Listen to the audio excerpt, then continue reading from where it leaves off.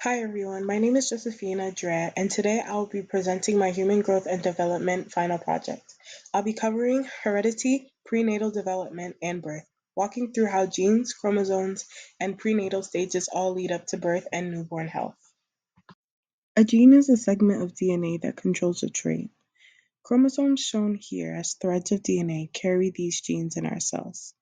And gametes, like the sperm and egg pictured, carry 23 chromosomes that combine at fertilization. Without this exact combination, a healthy embryo can't form.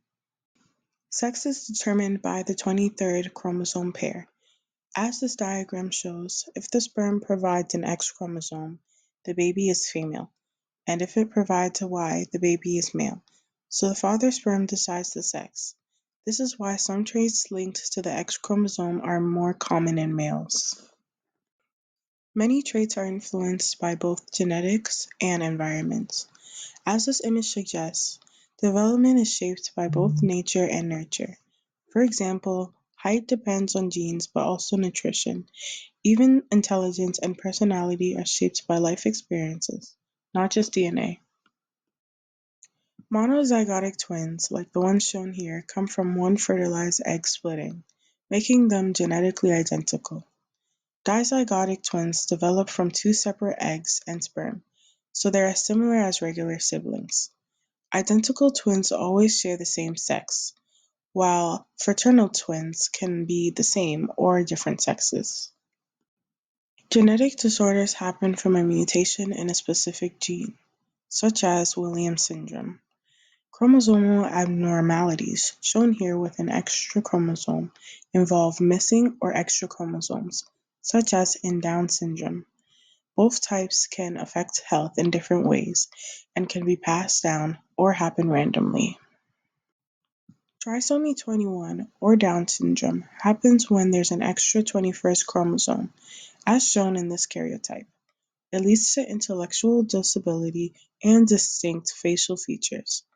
Individuals with Down syndrome may also have heart or digestive problems, but many live long, meaningful lives.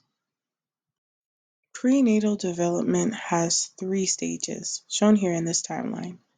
First is the germinal period for cell division and implantation, then the embryonic period, where organs form, and finally, the fetal period, where growth and organ refinement happen.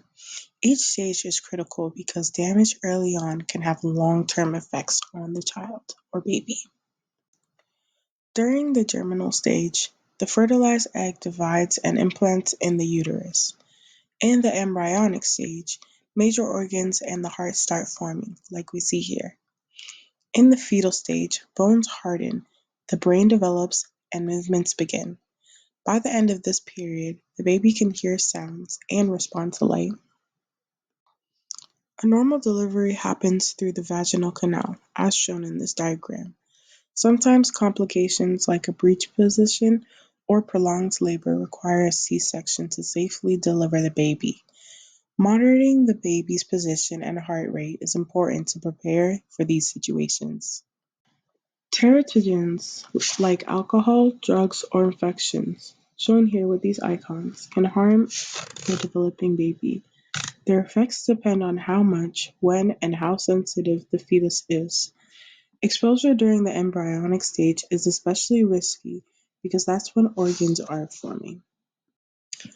After birth, a baby's APGAR score is measured, looking at appearance, pulse, grimace, activity, and respiration, as shown in this table. A score of 7 to 10 means that the baby is in good health. If the score is lower, doctors may need to give immediate care, like helping with breathing. Some newborns, like this baby in an incubator, face challenges, such as low birth weight, prematurity, or difficulties breathing, and often need extra medical care. Advances in neonatal care have helped many preterm babies survive and thrive. In summary, heredity and development are shaped by both genetics and environment. Every stage from fertilization to birth plays an important role, and good prenatal care supports a healthy outcome. Thank you for listening.